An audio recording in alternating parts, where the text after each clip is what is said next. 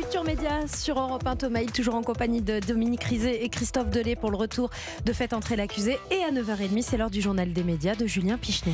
Et on commence avec cette info étonnante. Marlène Schiappa serait en train d'écrire une série. Une série politique. Depuis son départ du gouvernement cet été, l'ancienne ministre, qui a été au cœur de nombreuses polémiques ces dernières années, s'essaye à l'écriture d'une série dans un domaine qu'elle connaît bien. Donc, c'est une information du quotidien numérique La Lettre qui précise que Marlène Schiappa s'est entourée de 2 anciens conseillers ministériels pour l'écriture et que cette série est produite par Éléphant, la société de production d'Emmanuel Chin et de Thierry Bizot. Cette société a déjà produit des séries policières, des séries comiques comme Weekend Family avec Éric Judor, mais jamais encore de séries politiques. Bon, rien à filtrer encore sur les détails de ce scénario. Et puis un mois après son prix à La Rochelle, Drone Games sort aujourd'hui sur Amazon. Ouais, c'est un film d'Olivier Abou qui avait obtenu le prix du meilleur unitaire effectivement lors du festival de la fiction de La Rochelle. Drone Games, comme son nom l'indique, est une histoire de drone, ou plutôt l'histoire d'une bande de jeunes anarchistes des Landes qui a une passion dans la vie, piloter des drones et parfois les utiliser pour faire des braquages. Tu sais Tom, nous on est juste une bande de jokers.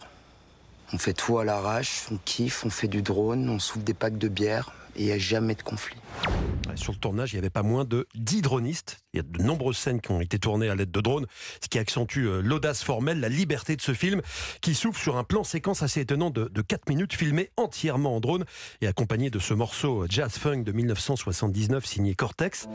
On est à la tombée de la nuit, on survole les lieux de l'action, Contis-les-Bains en l'occurrence, on vole de maison en maison, on rentre dedans, parfois on ressort. C'est un plan séquence qui a nécessité 3 mois de préparation et qui va sans doute beaucoup faire parler. Il fait aujourd'hui la fierté du réalisateur que j'ai interrogé à ce sujet.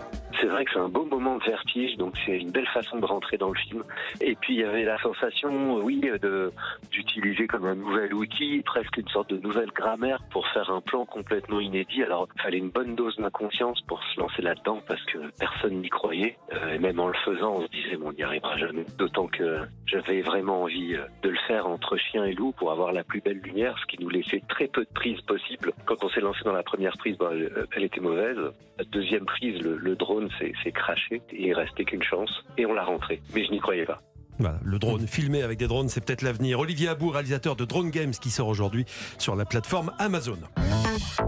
Et puis Vincent De Dienne dément l'information selon laquelle il allait présenter le maillon faible. J'ai vu passer cette info sur les réseaux sociaux, mais c'est faux, a soutenu l'humoriste et acteur hier chez nos voisins de France Inter, alors qu'il était interrogé à ce sujet. La rumeur est partie en début de semaine de Var Matin, qui assurait que Vincent De Dienne, fan du jeu et fan de Laurence Boccolini, allait lui succéder à la présentation de cet ancien jeu de TF1 qu'M6 a l'intention d'exhumer. Alors info ou intox, hier il n'a pas dit que cette rumeur était totalement farfelue. À force de voir cette info partout, a-t-il déclaré, je me dis que c'est marrant et que ce serait une bonne idée. Bon, affaire à suivre. Oui, à mon avis, il est en général très bien informé, le journaliste Michael Zolto-Broda qui a sorti cette info. Donc ça ne m'étonnerait pas qu'il change d'avis dans quelques semaines, Vincent De Dienne. On verra ça. On reste à M6 en tout cas, qui a dévoilé le nom des jurés de la 15e saison de Top Chef. Alors jusqu'ici, il y avait 4 jurés, il y en aura cette fois 6. Les 4 jurés de l'édition précédente, Hélène Darroze, Glenville, Paul Ferret et Philippe Etchebest, et 2 nouvelles recrues. Dominique Crène, la première chef à avoir obtenu 3 étoiles Michelin aux États-Unis. Elle vient d'ouvrir son premier restaurant à Paris, dans le 9e. Et Stéphanie Lecalec, gagnante de la saison 2 de l'émission il y a 12 ans, et qui possède, elle, 2 étoiles Michelin. Le tournage a débuté cette semaine, ce sera diffusé à la fin de l'hiver. Ah, une petite virgule. Elle est là, elle est bien. L'avis des téléspectateurs compte lui comme tous les jours, le journal des médias. Et justement, il est question de cuisine aujourd'hui. Ouais, c'est la semaine du goût cette semaine. Et hier, le meilleur pâtissier sur M6 a encore fait un bon score avec 2 millions de téléspectateurs. Vous savez qu'en France, on est les champions du monde des émissions de cuisine. Un cauchemar en cuisine. Objectif Top Chef, la cuisine des mousquetaires. Bon appétit bien sûr. 8 chefs, les carnets de Julie, petits plats en équilibre, les escapades de Petit Renaud. Quand c'est bon, il n'y a pas meilleur. La tournée des pop-up, art et magie de la cuisine. Bon, je vais m'arrêter là. Comme j'aime, bien sûr. Ça, c'est après. Ça, c'est plutôt après. Est-ce que vous en avez marre ou pas? Est-ce que vous avez encore faim? Quelle émission culinaire regardez-vous? Nous vous avons posé la question dans la rue avec Alexandre Omar.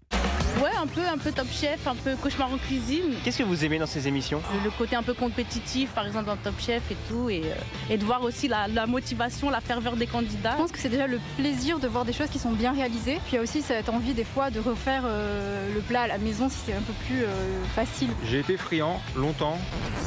Maintenant, ça doit faire 5-6 ans sur M6, les Top Chef, tout ça. Maintenant, je pense qu'ils ont fait le tour de la question et c'est trop redondant, je regarde plus. Alors je regarde Top Chef et je trouve ça très sympa, l'ambiance, les chefs en général, les candidats, voilà. Les émissions de cuisine, alors moi personnellement pas, mais je connais des gens proches de moi qui aiment beaucoup ça. Donc je suis parfois contraint à regarder avec eux, mais voilà.